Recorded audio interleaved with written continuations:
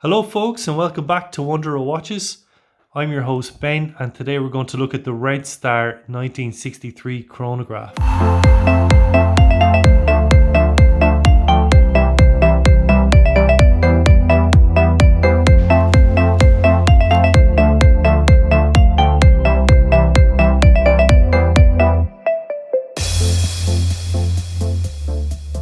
Okay, so dimensions. It's got a diameter of 37.4 mil. Although I've seen some blogs stated at 38 mil, I measured it from the 430 to 1030 position. It's definitely 37.4 mil. It's got a lug width, a very vintage 18 mil. It's got height, a reasonably thick 13.3 mil, and a nice signed crown there.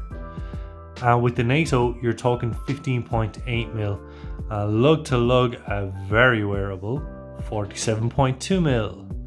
The movement is a Seagull st19 based on the Swiss-made Venus 175, and the backstory behind this is in the 60s Venus sold the 175 parts to the manufacturer of the Chinese Airforce Watches. It's got a 21 joule handwinding movement. We've got 45 hours of power reserve. It beats at 21,600 beats per hour, and it's got 30 meters of water resistance.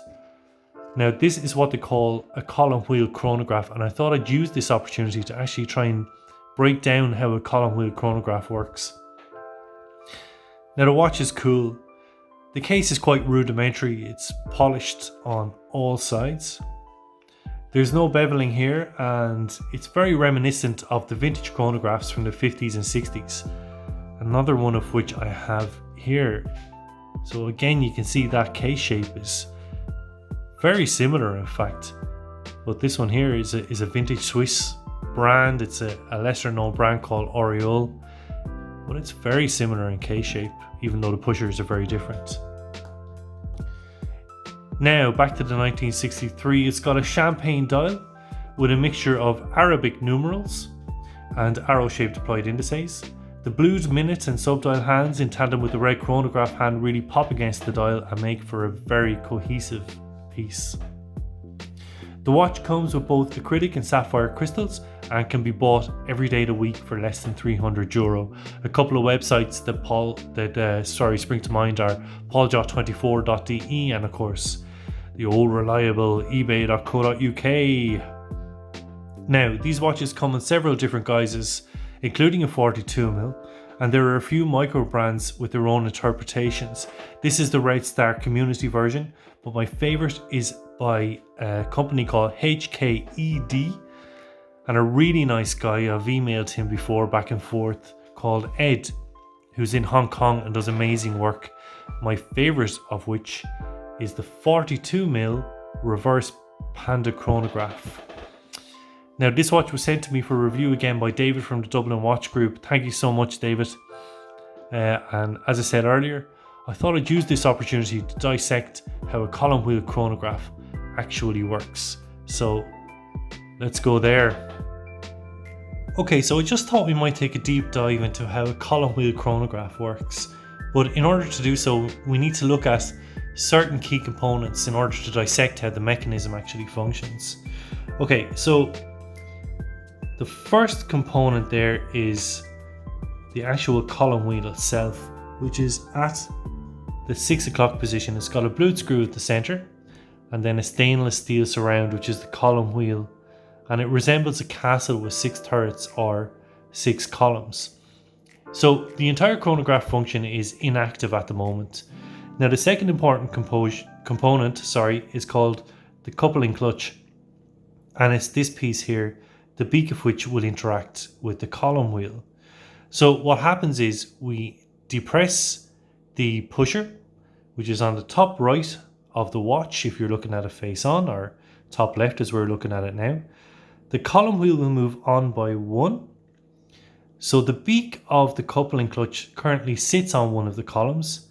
By moving it on by 1, it will fall in between 2 columns, moving this entire assembly in towards this direction, or to the third most important component, which is the chronograph runner.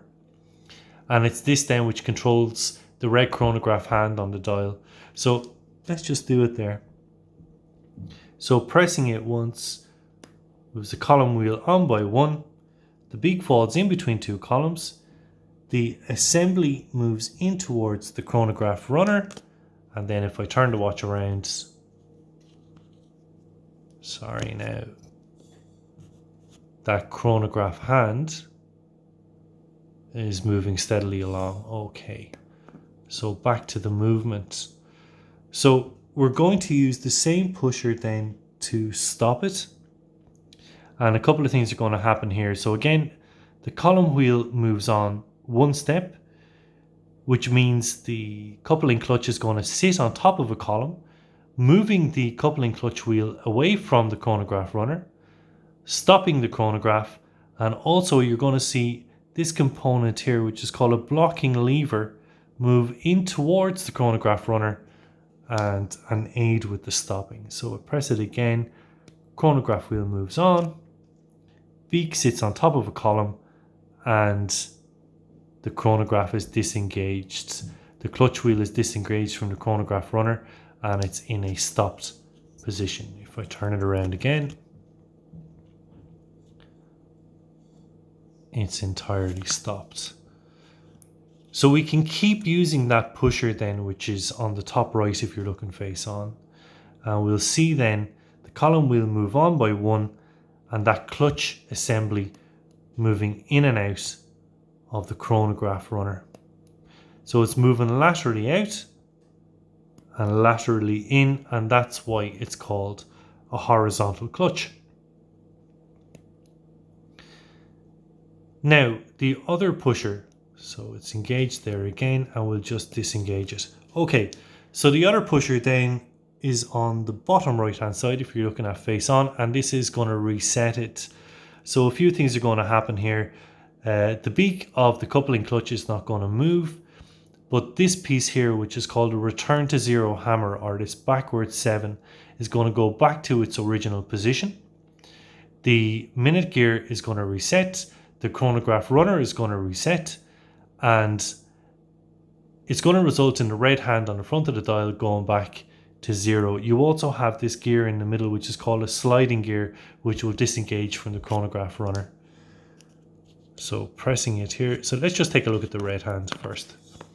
So we can see it there. It's at the 12-second position, or the 1 minute 12-second position if you want to be precise. And we press the reset and the hammer goes back to its original position. The minute wheel is being reset, the chronograph runner has been reset, and the red hand then is back to 0. And that's hopefully a reasonable explanation of how a column wheel chronograph works. Thank you. Good luck everybody. Ben.